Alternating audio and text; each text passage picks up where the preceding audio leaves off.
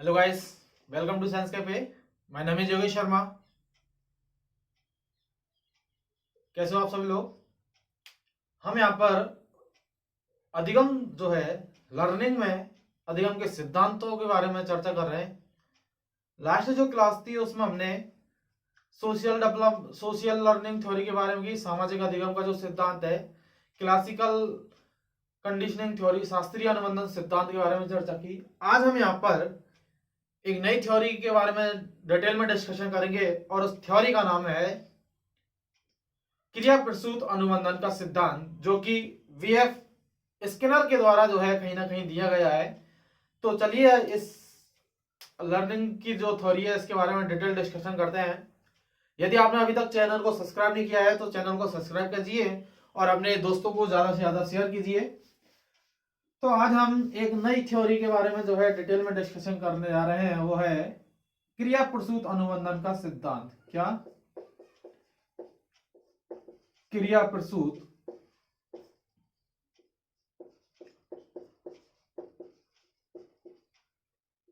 अनुबंधन सिद्धांत। क्या? क्रिया प्रसूत अनुबंधन सिद्धांत, जिसको ऑपरेंट कंडीशनिंग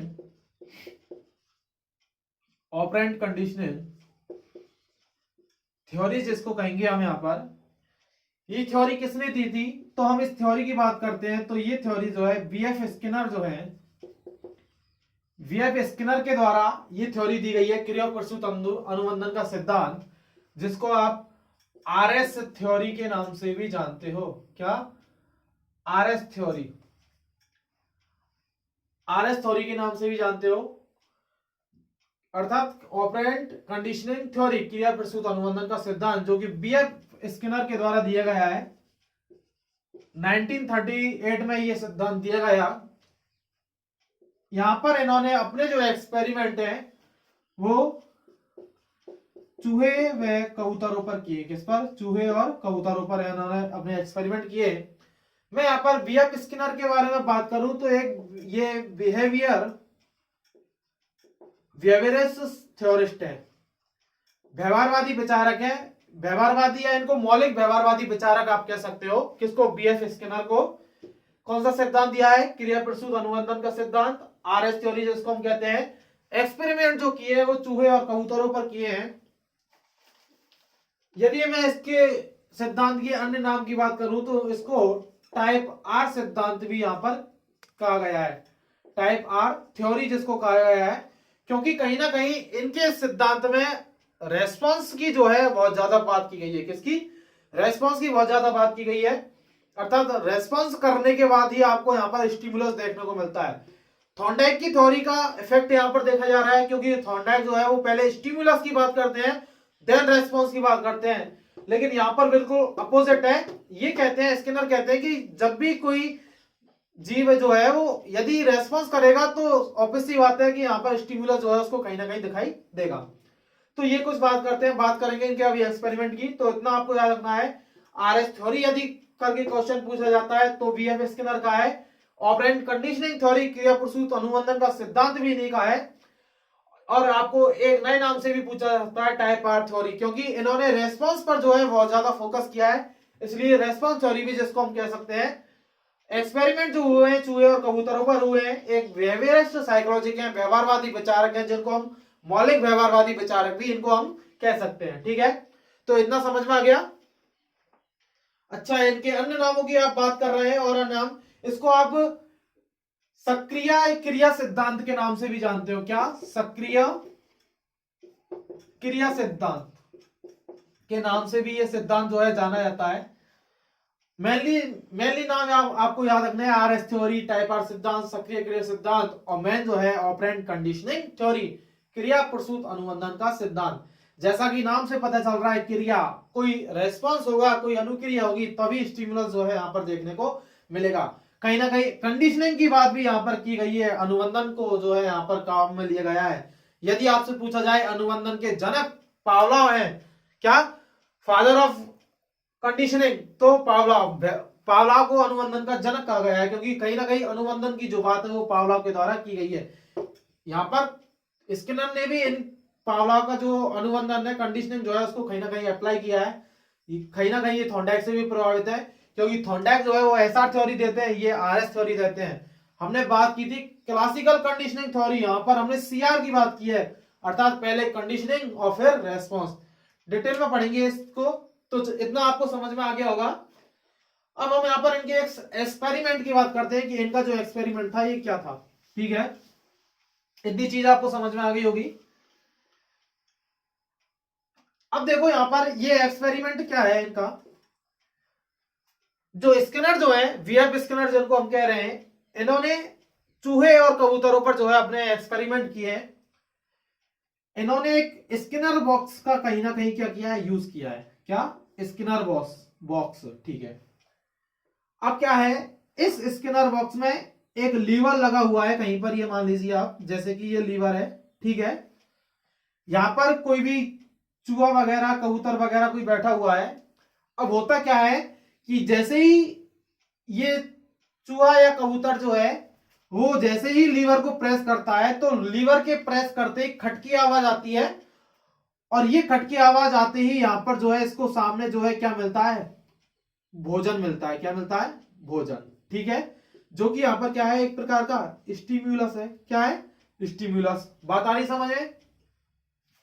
चूहा या कबूतर जो है वो पहले क्या करेगा, रेस्पॉन्स करेगा। क्या करेगा? रेस्पॉन्स, कोई क्रिया करेगा। क्रिया करने के बाद जो है यहां पर एक विशेष ध्वनि जो है वो उत्पन्न होती है, जैसे खटकी आवाज आती है, और देन उसके बाद जो है तुरंत रूप से यहां पर क्या मिलता है, भोजन मिलता है।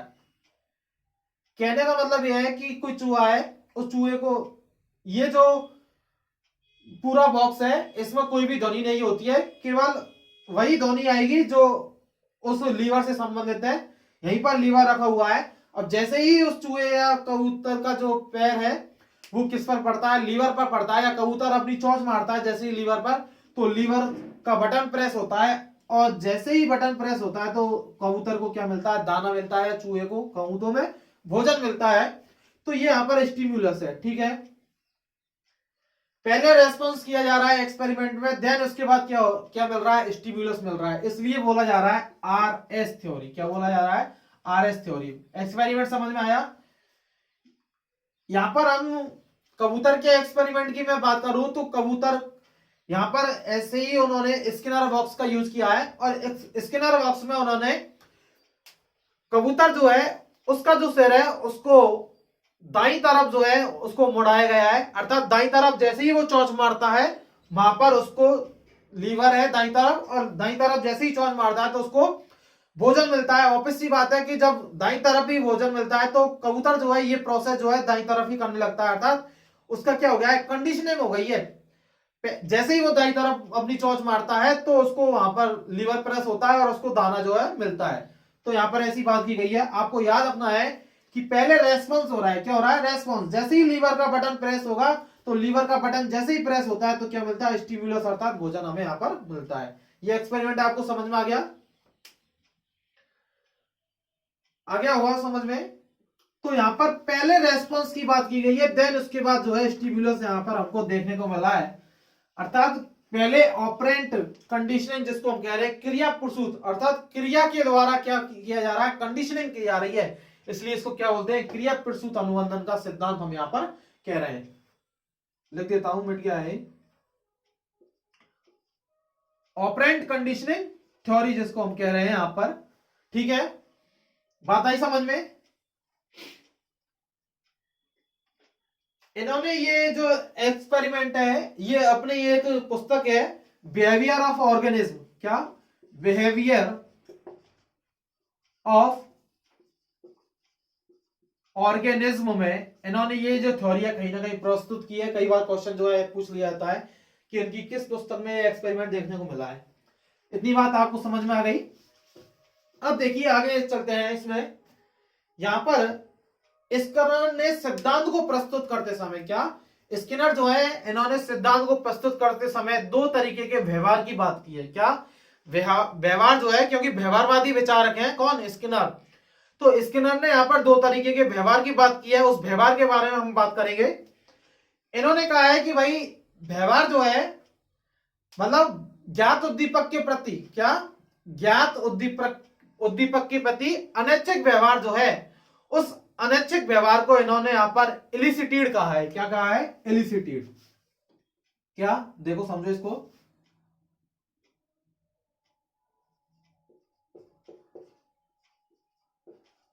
अनैच्छिक क्रिया किसके प्रति? ज्ञात उद्दीपक के प्रति। ज्ञात उद्दीपक के प्रति जो अनैच्छिक क्रिया हो रही है उसको यहां पर इन्होंने इलिसिटेड कहा है। क्या कहा है? इलिसिटेड व्यवहार कहा है। और ऐच्छिक क्रिया जो है, ऐच्छिक क्रिया किसके प्रति? अज्ञात उद्दीपक के प्रति, उसको इन्होंने एमिटेड व्यवहार कहा है। क्या? एमिटेड व्यवहार। नहीं आया समझ में? ऐसे समझो जैसे कि ज्ञात उद्दीपक के प्रति होने वाली अनैच्छिक क्रिया को इलिसिटेड बिहेवियर जो है इन्होंने कहा है। इसका एग्जांपल देखो यहां पर, जैसे कि स्टिमुलस क्या है? भोजन। क्या? भोजन। ठीक है, भोजन के देखते ही लार का आना, ये क्या है? यहां पर जो नॉन जो स्टिमुलस है, जो जाना हुआ जो है ज्ञात उद्दीपक जो है वो क्या है? भोजन है या नहीं? ज्ञात उद्दीपक क्या है? भोजन। और जैसे ही भोजन दिखेगा तो अनैच्छिक क्रिया है, इच्छाओं का कोई कंट्रोल नहीं है। जैसे ही भूखे व्यक्ति को भोजन मिलता है तो यहां पर जो है लार हमें दिखाई देती है। ये लार क्या है? एक प्रकार की अनैच्छिक प्रोसेस है। कैसी है? अनैच्छिक प्रोसेस। आपको कोई भी एक अच्छी चीज दिखाई देती है खाने की, तो आपके मुंह में स्वतः ही क्या आने लगती है? लार आने लगती है। अनैच्छिक क्रिया उसको कहेंगे जहां पर हमारी जो इंद्रियां जो है, ज्ञानेंद्रिया जो है, उनका यदि कंट्रोल है तो वो ऐच्छिक है, यदि कंट्रोल नहीं है तो वो अनैच्छिक है। समझ में आ रही है चीजें?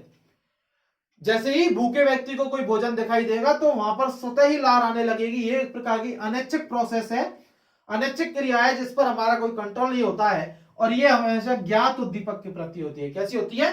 ज्ञात उद्दीपक के प्रति। तो इतना याद रखना है, ज्ञात उद्दीपक के प्रति होने वाली अनैच्छिक जो प्रोसेस है, अनैच्छिक जो क्रिया है, उसी को क्या कह दिया गया है? इलिसिटेड व्यवहार। क्या कहा गया है? इलिसिटेड व्यवहार। बात आई समझ में? अगला जो है उसकी हम बात करेंगे यहां पर ऐच्छिक क्रिया। क्या? ऐच्छिक क्रिया ये क्या होती है? ऐच्छिक क्रिया किसके प्रति? अज्ञात उद्दीपक के प्रति। किसके प्रति? अज्ञात उद्दीपक के प्रति। देखिए, एक स्टूडेंट जो है, ठीक है, उसको उसके पेरेंट्स ने बोल दिया है कि तेरे बोर्ड्स में यदि अच्छे मार्क्स आते हैं, अच्छी रैंक आती है, तो तेरे लिए जो है एक गाड़ी दिलाई जाएगी, बाइक दिलाई जाएगी। ठीक है, यहां पर ऐच्छिक क्रिया क्या है? ऐच्छिक क्रिया बच्चा जो है वो अपने आप पढ़ रहा है। ठीक है, अर्थात मतलब उसके लिए कोई गिफ्ट का जो है लालच दे दिया गया, तो वो लालच क्या है? एक प्रकार का यहां पर मैं बात करूं, स्टिमुलस अभी क्या है? अज्ञात है। ठीक है, आपको क्या करनी है? क्रिया करनी है। ठीक है, तो बच्चा अपनी इच्छा से यदि पढ़ रहा है तो वो क्या है? एक प्रकार की ऐच्छिक क्रिया है। क्या है? ऐच्छिक क्रिया। देन उसके बाद जो स्टिमुलस मिलता है, जो भी उसको गिफ्ट मिलती है, वो क्या है? एक प्रकार का अज्ञात उद्दीपक। और इस प्रकार के व्यवहार को हम क्या कहेंगे? एमिटेड व्यवहार कहेंगे। क्या कहेंगे? एमिटेड व्यवहार कहेंगे। ठीक है, जैसे कि यहां पर इस स्किनर के एक्सपेरिमेंट में देखने को मिल रहा है कि चूहा जो है वो पहले लीवर को प्रेस करता है। क्या? अर्थात पहले रेस्पॉन्स करता है। क्या? पहले चूहा जो है लीवर को रेस्पॉन्स करता है, अर्थात अनुक्रिया करता है। देन उसके बाद यहां पर उसको क्या मिलता है? स्टिमुलस देखने को मिलता है। क्या? स्टिमुलस देखने को मिलता है। तो आरएस की जब बात की जाएगी तो वो क्या है? अज्ञात उद्दीपक के प्रति होने वाली ऐच्छिक की जो क्रिया है, अर्थात जैसे ही लीवर को प्रेस करेगा तो उसको पता नहीं है कि भोजन है, लेकिन एक बार जैसी क्रिया हुई तो बार बार उसको करने लगेगा, तो वहां पर कंडीशनिंग हो जाएगी। क्या हो जाएगी? कंडीशनिंग। तो यदि ये वाली जो प्रोसेस है वो यहाँ पर पावलाव से रिलेट हो रही है। किससे? पावलाव का जो सीआर जो सिद्धांत है, कंडीशनिंग रेस्पॉन्स जो थ्योरी है, वो यहां से कहीं ना कहीं हमें दिखाई देती है, क्योंकि उद्दीपक जो है वो यहां पर पता है। क्या? जैसे ही घंटी बजेगी तो लार घंटी बजेगी, भोजन मिलेगा, तो लार जो है देखने को मिलेगी। अर्थात पता है भोजन देखने पर लार का आना कैसा है, अनैच्छिक प्रोसेस है, लेकिन स्टिमुलस क्या है, नॉन है, ज्ञात है। इस वाले जो क्रिया है इसमें स्टिमुलस अज्ञात है। अननोन स्टिमुलस के प्रति जो ऐच्छिक क्रिया हो रही है उसको हम क्या कहेंगे, एमिटिड व्यवहार। क्या, एमिटिड व्यवहार।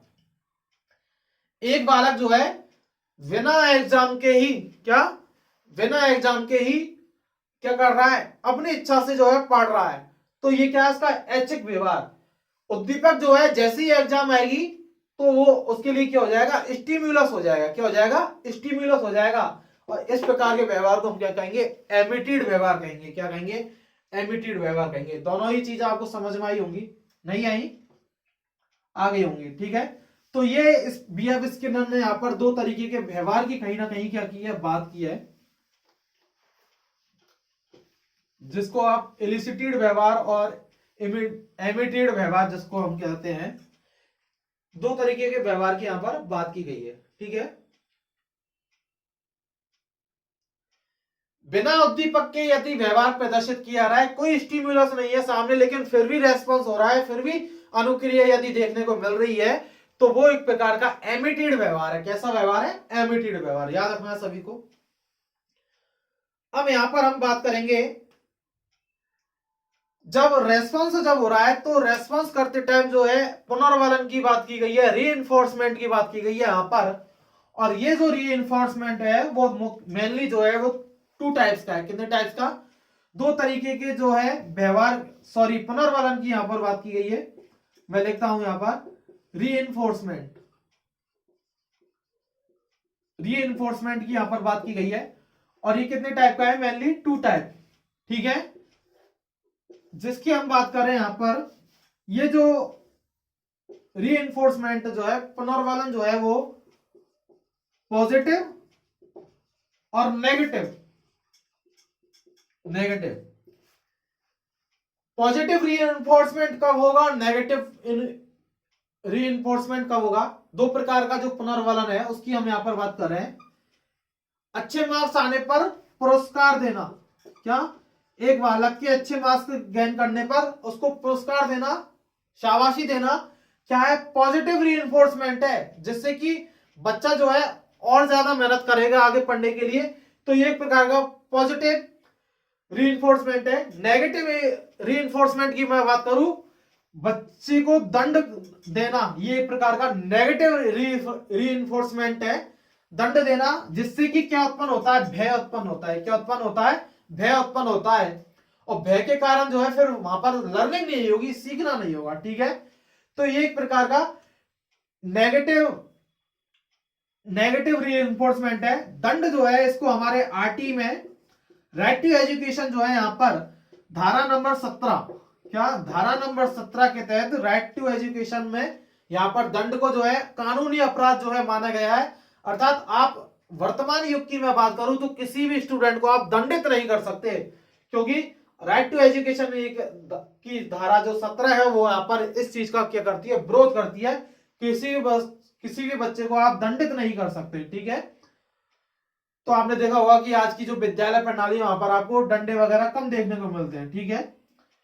तो पॉजिटिव रीइंफोर्समेंट मतलब पुरस्कार देना, शाबाशी देना, उसको मोटिवेट करना, ठीक है। मोटिवेशन जहां से मिलता है वो एक प्रकार का पॉजिटिव रीइंफोर्समेंट है। जहां से नेगेटिविटी मिलती है, अच्छा, अर्थात जो है बच्चा दंड से जहां डर रहा है वहां पर नेगेटिविटी है, जहां पर जो है भय उत्पन्न होता है, और भय के कारण जो है लर्निंग जो है कहीं ना कहीं हमें प्रभावित होने को देखने को मिलती है। आप एक बच्चे को चॉकलेट दे रहे हो पढ़ते टाइम, वो भी उस प्रकार उसके लिए पॉजिटिव रीइंफोर्समेंट है, सकारात्मक पुनर्वलन जिसको आप कह सकते हो।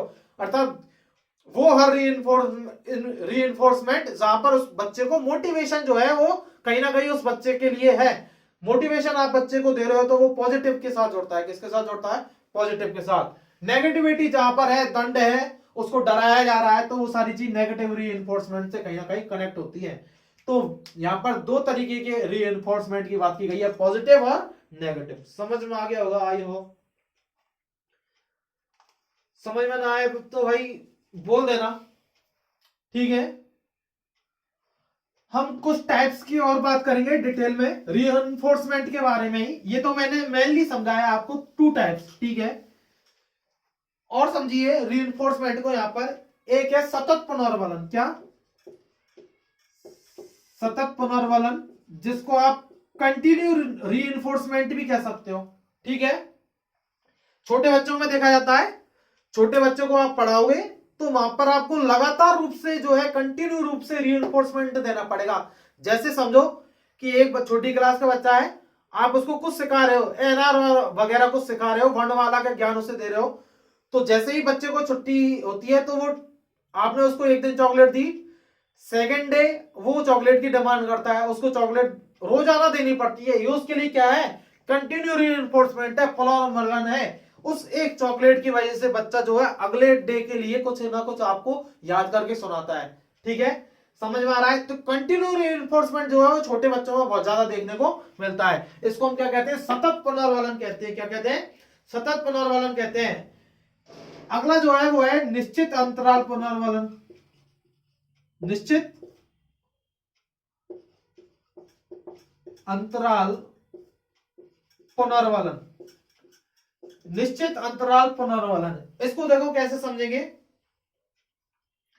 निश्चित अंतराल पुनर्वलन, जैसे एनुअल एग्जाम हुई और उस एनुअल एग्जाम के बाद जो है बच्चों को जो है एक तरीके से अवार्ड जो है वो वितरण किए जाते हैं, या तो 15 अगस्त पर या 26 जनवरी पर, ठीक है। एक निश्चित टाइम है, उस टाइम पर जो है बच्चों को कहीं ना कहीं अवार्ड्स जो है दिए जाते हैं ताकि उन्हें मोटिवेशन मिले और वो अच्छा और ज्यादा अच्छा करने की कोशिश करें। तो ये तो क्या हुआ? निश्चित अंतराल पुनर्वलन जिसको कहेंगे, जो कि एक फिक्स टाइम पर दिया जाता है। यहां पर कंटिन्यू रीइंफोर्समेंट नहीं है, अर्थात एक टाइम है। जैसे कि आपके विद्यालय में टेस्ट होते हैं, वीकली टेस्ट होते हैं। कैसे होते हैं? वीकली टेस्ट होते हैं। अब यहां पर वीकली टेस्ट जब हो रहे हैं तो 7 डेज का होता है, संडे टू संडे हो सकता है कि आपके विद्यालय में टेस्ट होते हो। तो वीकली टेस्ट जब हो रहे हैं तो एक डे फिक्स हो गया, उस डे जो है बच्चा जो टेस्ट देगा, और देन अगले डे जो है मंडे जैसे है तो मंडे को जो आपको जो नंबर सुनाए जाते हैं वहां पर आपको कुछ ना कुछ जो है टीचर के द्वारा पेन दिया जाता है या कोई अन्य चीज दी जाती है जो कि फर्स्ट और सेकंड रैंक पर आते हैं। तो यहां पर निश्चित टाइम में क्या हुआ है? पुनर्वलन हुआ है। जैसे वीकली टेस्ट, मंथली टेस्ट जो होते हैं वहां पर फिक्स टाइम पर जो है आपको रीइंफोर्समेंट दिया जाता है, पुनर्वलन दिया जाता है। और ये पुनर्वलन जब दिया जाता है तो कहीं ना कहीं एक बच्चे की जो लर्निंग जो है उस लर्निंग में क्या आने लगती है? स्पीड आने लगती है, गति आने लगती है। अर्थात हम जितना पढ़ रहे हैं उससे ज्यादा पढ़ने लगते हैं। अर्थात जो पढ़ने में जो, अर्थात किसी भी कार्य से ले लो, पढ़ने से ही रिलेट नहीं है, शिक्षा में जो है बहुत बड़ा योगदान है बी.एफ. स्किनर का। बात आ रही ना समझ में? सॉरी। तो यहां पर निश्चित अंतराल में जो रीइंफोर्समेंट दिया जाएगा वो रीइंफोर्समेंट क्या होगा? कहीं ना कहीं निश्चित अंतराल पुनर्वलन कहलाएगा। जैसे ही रीइंफोर्समेंट दिया जाता है किसी भी विद्यार्थी को तो वहां पर उसकी जो लर्निंग जो स्पीड है उसमें कहीं ना कहीं ग्रोथ देखी जाती है, वृद्धि देखी जाती है। अर्थात बच्चा जो है और ज्यादा सीखने की और ज्यादा कुछ करने की जो है कोशिश करता है। यदि आप उस बच्चे को रीइंफोर्समेंट नहीं दोगे तो वो जो है पहले से हो सकता है कम पढ़ने लगे, आपने उसको दंडित किया तो वो पढ़ना बंद कर दे, ठीक है, कुछ भी हो सकता है। अर्थात पॉजिटिव रीइंफोर्समेंट यदि है जो कि निश्चित अंतराल में दिया जा रहा है एक बच्चे को, अर्थात समय समय पर उसको अवार्ड्स दिए जा रहे हैं, उसने यदि अच्छा किया है तो उसको हम बोलेंगे निश्चित अंतराल पुनर्वलन, जो कि कहीं ना कहीं रीइंफोर्समेंट जो है वो मोटिवेशन देता है और बच्चे की जो लर्निंग ग्रोथ जो है उसमें कहीं ना कहीं स्पीड हमें देखने को मिलती है। बात आ रही है ना समझ में? अगला है निश्चित अनुपात पुनर्वलन। क्या? निश्चित अनुपात पुनर्वलन। निश्चित अनुपात पुनर्वलन, ठीक है। रेशो की बात की जा रही है, अनुपात की बात की जा रही है किसमें? रीइंफोर्समेंट में। किसमें? रीइंफोर्समेंट में। इसको ऐसे समझो कि आपकी क्लास है, उस क्लास में 3 टॉप स्टूडेंट्स होते हैं सभी में, ठीक है, ऑलमोस्ट देखे आते हैं, first rank, second rank, third rank, ठीक है। अब यहां पर क्या है कि भाई एनुअल रिजल्ट आया 10th बोर्ड एग्जाम का, और यहां पर 3 स्टूडेंट जो है उस क्लास के टॉपर जो है उनको चूज किया गया है।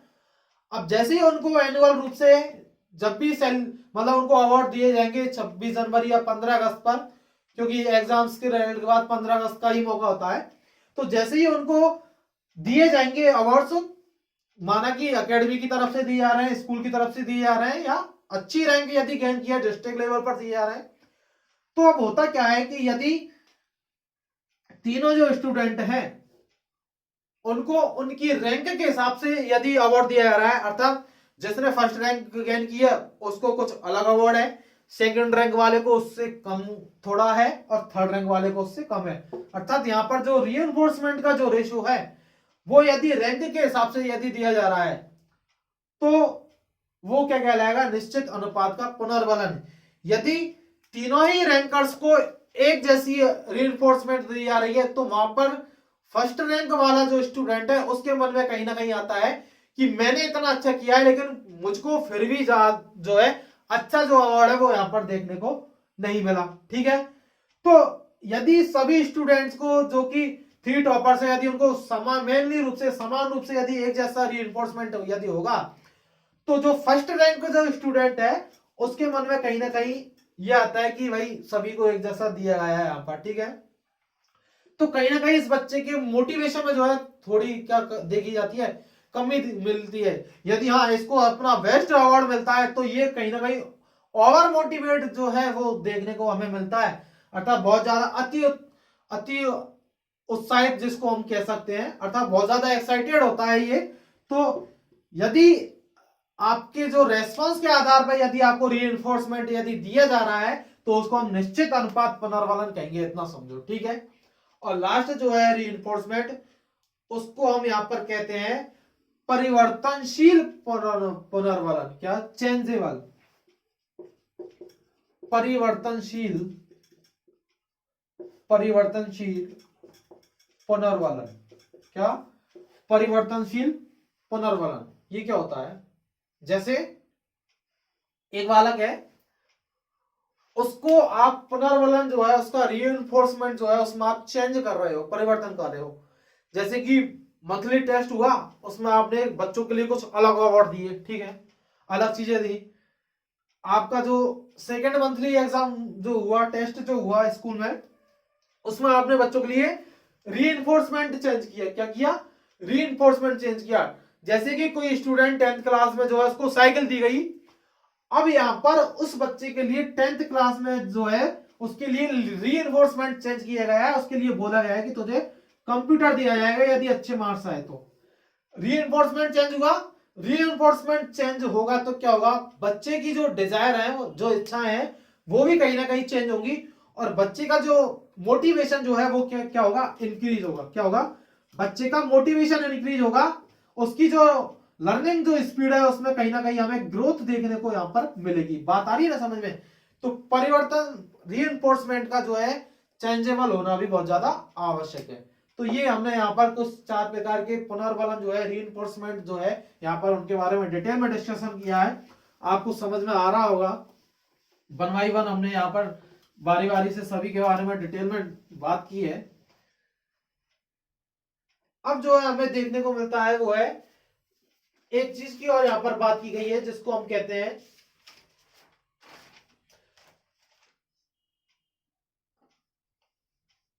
शेपिंग मेथड, जिसको हम कहते हैं क्या, शेपिंग मेथड। शेपिंग मेथड जिसको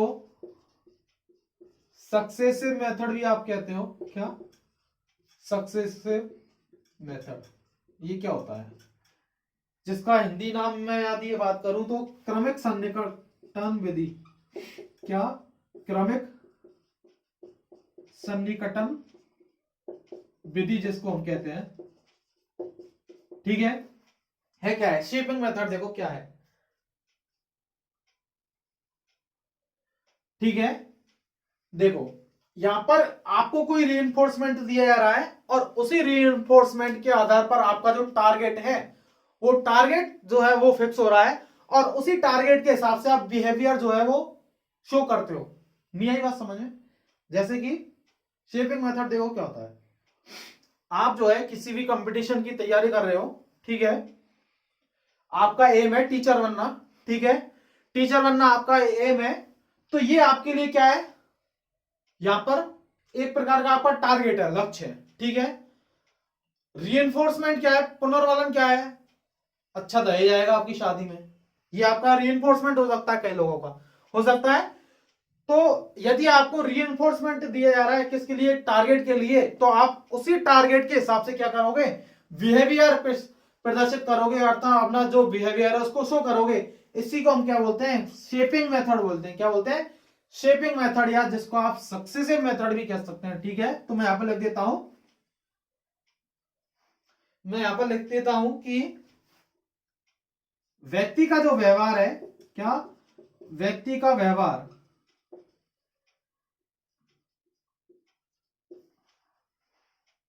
लक्ष्य के, व्यक्ति का व्यवहार लक्ष्य की ओर, लक्ष्य की ओर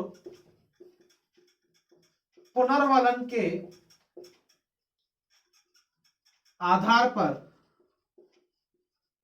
तय किया जाना, ठीक है।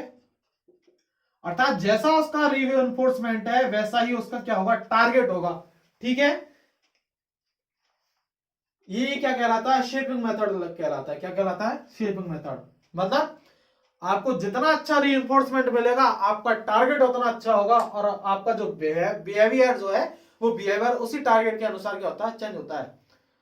बच्चे को यदि अच्छी बात बताई गई है, मतलब बच्चे को बोल दिया कि 12th में बोर्ड में अच्छे रैंक से ले आ तो तेरे लिए बाइक दी जाएगी, उसके लिए रीइंफोर्समेंट है, और उस रीइंफोर्समेंट को देखकर बच्चा जो है अपना टारगेट जो है वो फिक्स कर लेता है, और ये टारगेट ही उसके बिहेवियर में क्या लाता है, चेंज लाता है। क्या लाता है, चेंज लाता है। व्यक्ति का जो बिहेवियर है वो उसके लक्ष्य पर जो है कहीं ना कहीं डिपेंड होता है। इसी को हम क्या बोलते हैं, शेपिंग मेथड आता। हम जो है उसी टारगेट के हिसाब से अपने बिहेवियर को कहीं ना कहीं शो करने लगते हैं। इसी को हम शेपिंग मेथड या सक्सेसिव मेथड कहते हैं, क्योंकि अच्छा रीइंफोर्समेंट है तो वो जो व्यक्ति है वो सक्सेस होने की कोशिश करेगा, और इसी आधार पर जो है, इसी टारगेट के आधार पर इसका बिहेवियर जो है, किसी पर्सनल व्यक्ति का जो बिहेवियर है वो उसके टारगेट पर जो है कहीं ना कहीं टारगेट के आधार पर जो है, लक्ष्य के आधार पर वो शो होता है। इसी को हम कहेंगे शेपिंग मेथड। क्या कहेंगे, शेपिंग मेथड। और लास्ट जो है उस वो है अभिक्रमित अनुदेशन विधि। क्या, अभिक्रमित अनुदेशन विधि। देखिए ये क्या होता है, जिसको आप रेखीय अभिक्रमित अनुदेशन विधि भी कहते हैं। क्या, रेखीय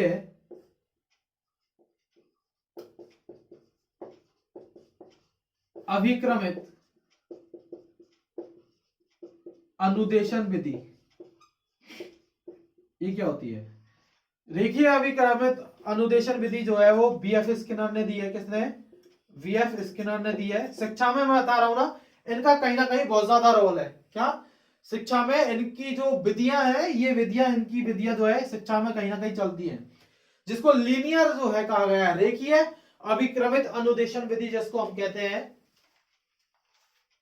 जैसे कि इसको समझो क्या होती है, इस विधि के माध्यम से आप जैसे कि मैथ के सॉल्व हैं, उन मैथ के जो क्वेश्चंस हैं, उन क्वेश्चंस को आप टुकड़ों में जो है कर सकते हो।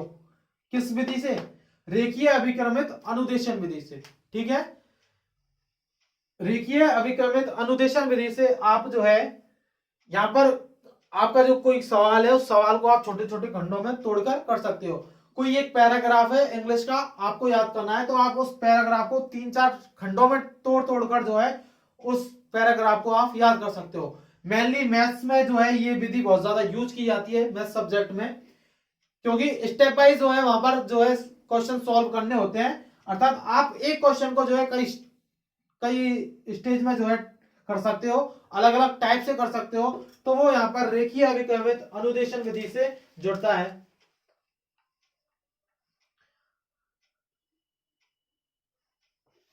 एक साइकोलॉजिस्ट है नॉर्मन ए क्राउडर।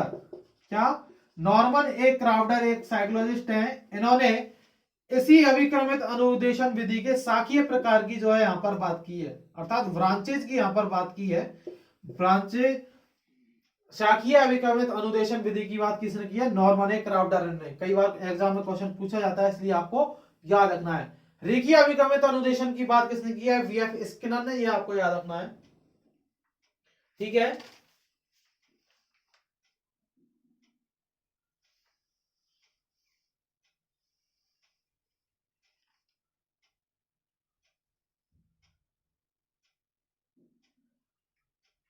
एक अगला जो नियम है जो कि स्किनर की थ्योरी से जुड़ता है, उसमें एक है प्रीमैक नियम। क्या? प्रीमैक नियम, जिसको आप दादी का नियम भी कहते हो। क्या? प्रीमैक नियम। प्रीमैक नियम, इसको दादी का नियम भी कहते हैं। क्या? दादी का नियम, प्रीमैक नियम कहते हैं। मतलब बोल दिया गया कि बच्चे को जो है यदि अच्छे मार्क्स यदि गेन किए तो आपको जो है वहां पर रीइंफोर्समेंट दिया जाएगा, पुनर्बलन दिया जाएगा। यदि उस बालक के रीइंफोर्समेंट में कमी होती है तो उसी को हम क्या कहते हैं? प्रीमैक नियम या दादी का नियम। मोस्टली बुजुर्ग जो लोग होते हैं वो ऐसा जो है हमारे परिवार में देखने को मिलता है। आपके पिताजी ने आपको बोल दिया कि यदि तूने अच्छे नंबर लिए तो तेरे को साइकिल दी जाएगी, लेकिन फिर बड़े बुजुर्ग जो लोग होते हैं, दादी वगैरह जो होती है, वो ये बोल देती है अरे अभी रहने दो इसको साइकिल को, अगली साल जो है अच्छे नंबर लाएगा तो उसको साइकिल दी जाएगी, अभी इसको कुछ और दे देते हैं। अर्थात आपका जो रीइंफोर्समेंट जो है, जो आपके लिए कहीं ना कहीं साल भर तक के लिए मोटिवेशन बना हुआ था, उस रीइंफोर्समेंट में यदि कमी आती है तो इसी को हम क्या कहते हैं? प्रीमैक का नियम कहते हैं। और जब रीइंफोर्समेंट में कमी आएगी तो लर्निंग की जो स्पीड है, इस लर्निंग की स्पीड में कहीं ना कहीं हमें कमी देखने को मिलती है। अर्थात बच्चा उसने 10th क्लास में जितनी अच्छी तैयारी की थी, हो सकता है वो 11th या 12th में उतना अच्छा नहीं कर पाए, क्योंकि यहाँ पर रीइंफोर्समेंट में कमी आई। और रीइंफोर्समेंट में जैसे ही कमी आती है तो मोटिवेशन जो है उस बच्चे का, उस मोटिवेशन में क्या आने लगती है? कमी आने लगती है। तो याद रखना, यदि रीइंफोर्समेंट में कमी की जा रही है तो इसी को हम क्या कहेंगे? प्रीमैक नियम या दादी का नियम। क्योंकि बुजुर्ग लोगों से कनेक्ट किया गया है इसलिए दादी का नियम कह दिया गया है। कई बार एग्जाम में इसी से क्वेश्चन पूछा जाता है, तो आपको याद रखना है। यदि आपके रीइंफोर्समेंट पुनर्वलन में यदि कहीं ना कहीं सुविधाओं में कटौती यदि की जा रही है तो प्रीमैक का नियम है। किसका नियम है? प्रीमैक का नियम।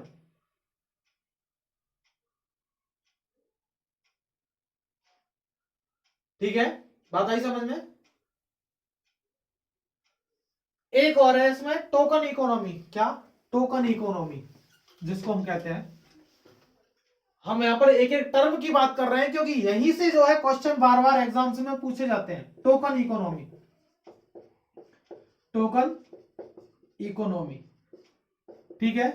इसको ऐसे समझो, टोकन इकोनॉमी क्या है कि आपको यदि आपको मतलब जो जितने भी रीइंफोर्समेंट मिले, हो सकता है आपके आपका जो स्कूल है उस स्कूल में आपको वीकली टेस्ट में आपको अवार्ड दिए जा रहे हैं, इनामें दी जा रही हैं, और आपने वो इनामें जो है, जो अवार्ड्स आपको दिए गए हैं, और आपको सभी ने, आपने उन सभी अवार्ड्स को कलेक्ट किया हुआ है, एकत्र किया हुआ है। अब होता क्या है, सभी अवार्ड्स इकट्ठे हो गए तो हो सकता है कि आपके मतलब आपको कोई भी अवार्ड्स दिया जा सकता है। यदि आपने ये अवार्ड्स जो एकत्र किए हैं, इनके इनको एक्सचेंज किया जाता है, अर्थात इन अवार्ड्स को लेकर इनकी जगह आपको कोई दूसरा जो अवार्ड्स है वो यदि यहाँ पर दिया जा रहा है, कोई दूसरा यदि पुरस्कार यहाँ पर दिया जा रहा है, तो इसको हम क्या बोलेंगे? टोकन इकोनॉमी बोलेंगे। क्या? टोकन इकोनॉमी, अर्थात आपके जो एकत्रित किए गए जो पुरस्कार है, रीइंफोर्समेंट जो है, आपका पुनर्बलन जो है, यदि उसको एकत्र करके कोई दूसरा जो है पुरस्कार यदि आपको दिया जा रहा है तो उसको हम क्या बोलेंगे? टोकन इकोनॉमी बोलेंगे। क्या बोलेंगे? Token economy. अर्थात आपने जैसे कि टोकन, टोकन क्यों कहा गया है? आपने 5 रुपए दिए और उस 5 रुपए के बदले आपको कोई दूसरी चीज दी गई, आपको कोई टोकन दिया गया, तो इसी को क्या बोलते हैं? Token economy. इसी प्रकार आपके मंथली अवार्ड्स को यहाँ पर एक साथ लेकर और आपको लास्ट में उस बहुत सारे मंथली अवार्ड्स की जगह आपको एक चीज कोई दी गई, आपका पुरस्कार वहां पर क्या हो गया? आपका रीइंफोर्समेंट जो है वहां पर क्या हो गया? चेंज हो गया। तो इसी को हम क्या बोल देंगे? टोकन इकोनॉमी बोल देंगे। क्या बोल देंगे? Token economy. ठीक है, बात आई समझ में? नहीं आई? इसी को हम टोकन इकोनॉमी कहेंगे। ठीक है, कई बार होता है ये। अब हम बात करते हैं लास्ट एंड इस जो नियम है इसके बारे में। यहां पर यहां पर मोटर का कार्य कौन करेगा इस थ्योरी में? मोटर जो है चालक जो है यहां पर वो रीइंफोर्समेंट है। क्या है? रीइंफोर्समेंट जो है, रीइंफोर्समेंट जो है वो यहां पर मोटर की तरह कार्य करेगा, चालक की तरह कार्य करेगा। अर्थात बच्चे को यदि पुनर्वलन दिया गया है तो वो वहां पर मोटर है। अर्थात गतिज अवस्था में मैंने बोला ना, रीइंफोर्समेंट यदि दिया जा रहा है तो बच्चे की जो लर्निंग जो स्पीड है उसमें कहीं ना कहीं ग्रोथ देखी जाती है। वो ग्रोथ क्या है? मोटर है एक प्रकार से। क्या? मोटर चालक की तरह कार्य करेगा। ठीक है, तो रीइंफोर्समेंट जो है यहाँ पर मोटर की तरह कार्य करेगा। अब मैं यहाँ पर आपसे बात करूंगा इस सिद्धांत के जो शिक्षा में जो महत्व है उन महत्वों के बारे में। तो एक तो मेंटल एक्टिविटी से सीखने पर जो है ये कहीं ना कहीं फोर्स देता है ये जो सिद्धांत है। अर्थात मानसिक सक्रियता के आधार पर सीखना। आपको पहले कोई रेस्पॉन्स करना पड़ेगा, आपको पहले कुछ क्रिया करनी पड़ेगी, देन उसके बाद आपको जो है स्टिमुलस दिखाई देगा। ठीक है, यहां पर इसकी बात की गई है। शिक्षण विधियों में बहुत ज्यादा इस थ्योरी का उपयोग किया गया है, क्योंकि कहीं ना कहीं यहां पर आपको क्रिया के माध्यम से सीखने पर जो है विशेष प्रकार से जोर दिया जा रहा है। ठीक है, अच्छी आदतें बनाने और नई आदतों को छुड़ाने में ये जो थ्योरी है वो बहुत ज्यादा सहायक है। पुनर्वलन रीइंफोर्समेंट जो है वहां पर उस पर बहुत ज्यादा बल दिया गया है। ये हमारी एक एजुकेशन जो सिस्टम है उसका एक हिस्सा भी है। बच्चों को समय समय पर मोटिवेशन दिया जाता है, रीइंफोर्समेंट दिया जाता है, जिसकी वजह से बच्चों की जो लर्निंग जो स्पीड है उसमें कहीं ना कहीं हमें स्पीड देखने को मिलती है। ठीक है, इसकी यहां पर बात की गई है, तो आपको ये समझ में आया होगा। अब मैं यहां पर आपको तीनों जो सिद्धांत है उन तीनों सिद्धांतों में कहीं ना कहीं जो डिफरेंस और डिफरेंस को जो करके दिखाता हूं एक बार। ठीक है, ये यहां पर वीएफ स्किनर की जो थ्योरी है वो यहां पर खत्म होती है। ठीक है, जिसको हम ऑपरेंट कंडीशनिंग थ्योरी कहा गया है। तीनों जो देखो यहां पर थॉर्नडाइक जो है, थॉर्नडाइक की जो थ्योरी है उसमें था एसआर थ्योरी, स्टिमुलस रेस्पॉन्स। क्या? Stimulus response.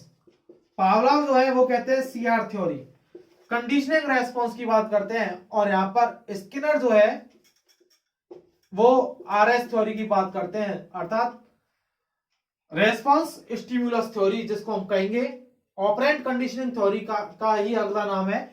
क्या? Response conditioning theory. पहले कोई अनुक्रिया होगी देन उसके बाद स्टिमुलस मिलेगा। तो तीनों में याद रखना है। यहां पर थॉर्नडाइक और पावलोव जो है दोनों का यूज किया है। किसने? स्किनर ने। कहीं ना कहीं कंडीशनिंग की बात भी की है और कहीं ना कहीं इन्होंने उद्दीपक वगैरह जो है जो कि थॉर्नडाइक ने दिया था इसकी भी यहां पर बात की गई है। तो तीनों में आपको याद रखना है। आपसे हो सकता है एग्जाम में क्वेश्चन पूछ लिया जाए कि एसआर थ्योरी के प्रति के सिद्धांत जो है एसआर थ्योरी किसने दी है, तो वो आपको याद रखना है Thorndike. CR theory conditioning response, conditioning की बात की गई है। अनुबंधन का जनक जिनको कहा जाता है वो है पावलोव। और यहां पर आरएस थ्योरी की बात की गई है, रेस्पॉन्स कंडीशन स्टिमुलस की बात की गई है, सॉरी, तो वो कौन है? स्किनर। कौन है? स्किनर। तीनों को आपको डिफरेंस से याद रखना है। एक वीडियो निकालेंगे जिसमें तीनों जो थ्योरीज है उन थ्योरीज के बारे में डिटेल में डिस्कशन करेंगे। तीनों के बारे में जो है तुलनात्मक रूप से अध्ययन किया जाएगा उस वीडियो में, वो जल्दी आपको देखने को मिलेगी। यदि आपको ये वीडियो पसंद में आया है तो अपने दोस्तों को शेयर कीजिए, ज्यादा से ज्यादा मात्रा में चैनल को सब्सक्राइब कीजिए और बेल आइकन को जो है प्रेस कीजिए। चलिए फिर मिलते हैं नेक्स्ट वीडियो में, तब तक के लिए अपना ख्याल रखिए, खुश रहिए। Thank you, bye.